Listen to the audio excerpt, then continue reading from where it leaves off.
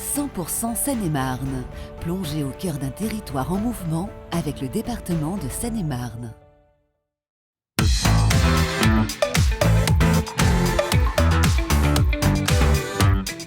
Bonjour et bienvenue dans 100% Seine-et-Marne. Ici, nous allons à la découverte de ceux et celles qui font vivre le plus grand département d'Île-de-France.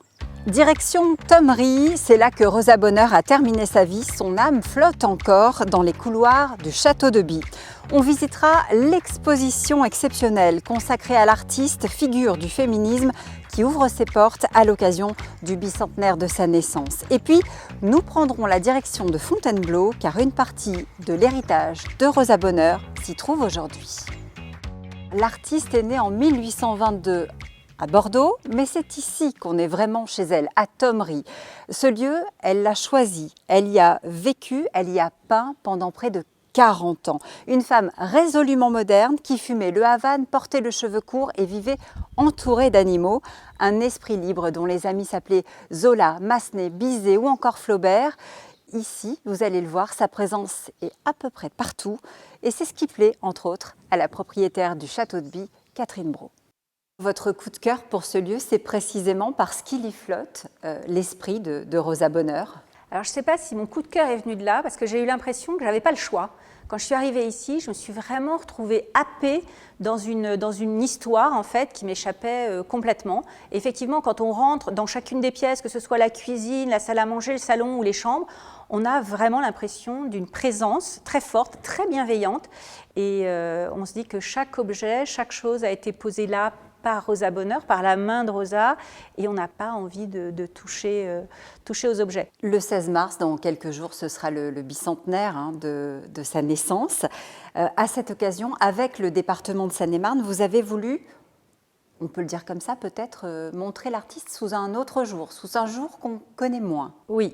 En fait, c'est très important pour nous et le département de Seine-et-Marne a vraiment eu une action très, très forte, très puissante et sans cette action-là, en fait, probablement Rosa serait restée là où elle était ces dernières décennies. Ça a été de prendre le personnage et d'essayer de montrer que c'est un personnage extrêmement contemporain, très actuel. Et on a voulu donc donner à voir au public ces facettes-là de Rosa Bonheur. Ne pas montrer Rosa Bonheur la peintre des vaches, parce qu'elle a peint bien autre chose que des vaches et beaucoup plus de chevaux ou de fauves que des vaches, et de montrer tout ce côté éminemment actuel de ce petit bout de femme d'1,50 m. Dans cette exposition, on voit des œuvres qui n'ont jamais été montrées. On la savait peintre, on va la découvrir, capable de faire de la bande dessinée, capable aussi de faire de la caricature. Absolument, c'est un moment très important pour nous de pouvoir enfin montrer toutes les facettes de Rosa Bonheur, enfin toutes celles qu'on connaît aujourd'hui, c'est-à-dire ces dessins de l'intime où on voit Rosa Bonheur qui a caricaturé ses amis, qui a caricaturé des situations, Rosa Bonheur qui a illustré des opéras. Rosa est une fan d'opéra et là c'est toute cette partie-là en fait de la vie de Rosa qui est exposée ici au château de By pour la première fois. Rosa Bonheur finalement plus intime et à chaque nouvelle découverte, on découvre une autre facette aussi du personnage, des découvertes que vous faites souvent dans les greniers. Comment ça se présente, comment ça se passe ? Alors, c'est un grenier de grand-mère, il n'y a aucun ordre, c'est un bazar indescriptible, c'est plein de poussière, il n'y a pas de lumière, mais on va découvrir des dessins, on va découvrir des aquarelles, et puis la pièce la plus importante qu'on ait découverte, eh bien, c'est une toile qui est enroulée, qui fait 5 mètres de long, 3 mètres de haut. C'est simplement le premier travail de Rosa sur le marché aux chevaux, cette toile magnifique, extrêmement célèbre. Eh bien, la première toile, sa première étude, est restée ici, totalement ignorée. Et donc, voilà, on l'a redécouverte très bêtement, en se demandant ce que c'était que ce grand machin qui était par terre, qui ressemblait à un bout de bois. En fait, c'était une toile enroulée sur effectivement une barre de bois. C'est comme ça que vous avez trouvé la lionne qui est là. Totalement par hasard ? Complètement par hasard, et même de façon assez étonnante.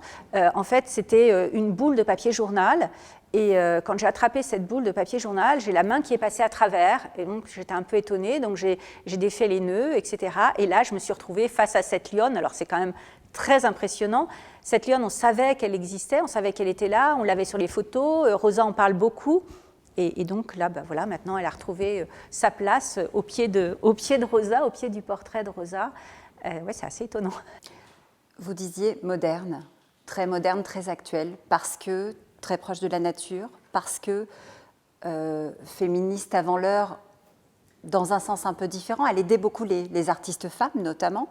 Et puis parce que peintre des animaux, ils sont là d'ailleurs partout autour de nous.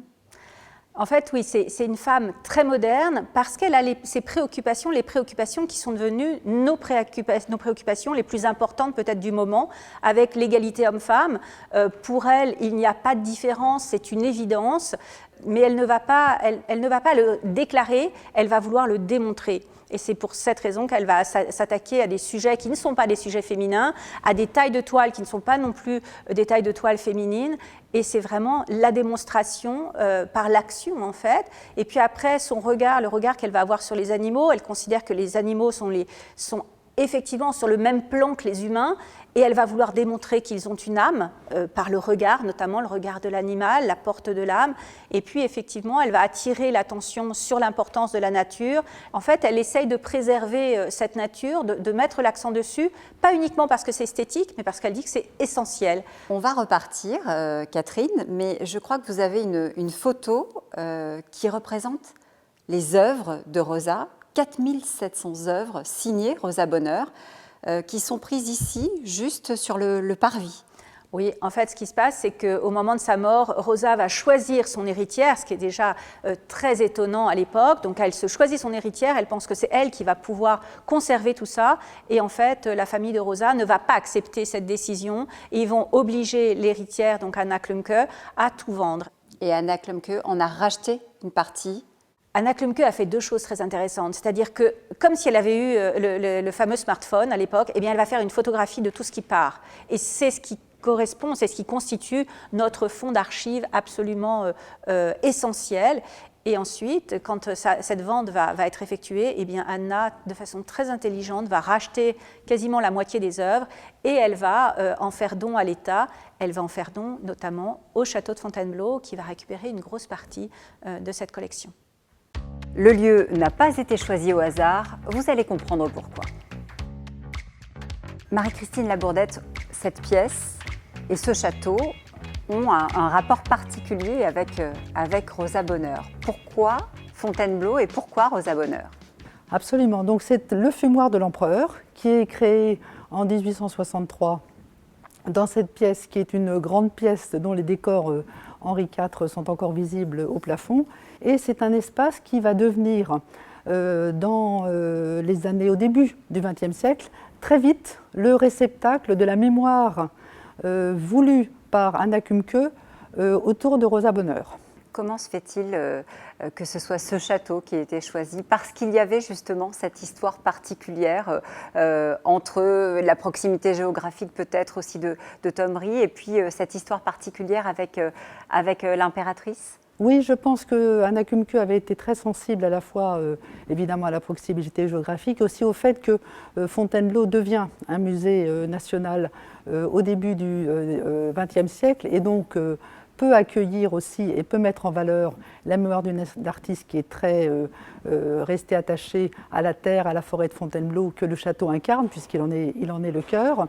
Et aussi, c'est un endroit où effectivement a aussi été vécue une amitié très forte entre Eugénie et Rosa Bonheur, en sachant que Eugénie est une impératrice qui est féministe et qui aura comme dernier acte de la régence qu'elle a pendant une petite période de sa vie, la volonté de décorer Rosa Bonheur de la Légion d'honneur, non pas au titre de ses qualités de dévouement et de courage, mais en raison de ses talents artistiques.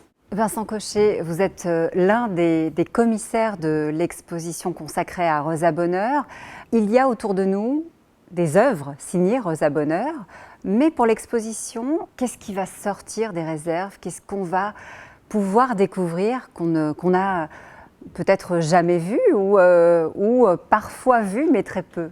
Alors il y a ces décorations, notamment toutes ces médailles de prix depuis les années 1840 jusqu'à la fin du 19e siècle, mais aussi tout ce qui est œuvre sur papier, des dessins et des lithographies que Rosa Bonheur a elle-même réalisées. Pour quelle raison? Alors, une des raisons, c'est qu'elle est touche à tout, elle s'intéresse à énormément de choses.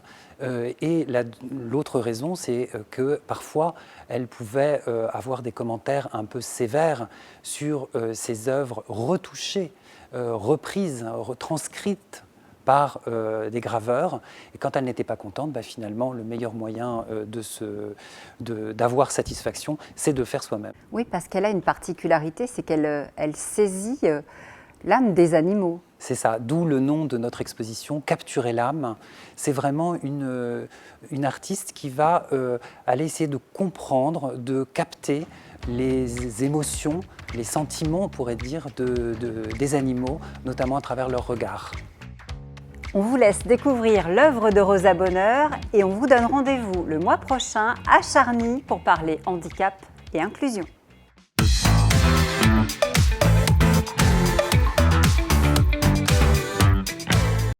C'était 100% Seine-et-Marne, un territoire en mouvement avec le département de Seine-et-Marne.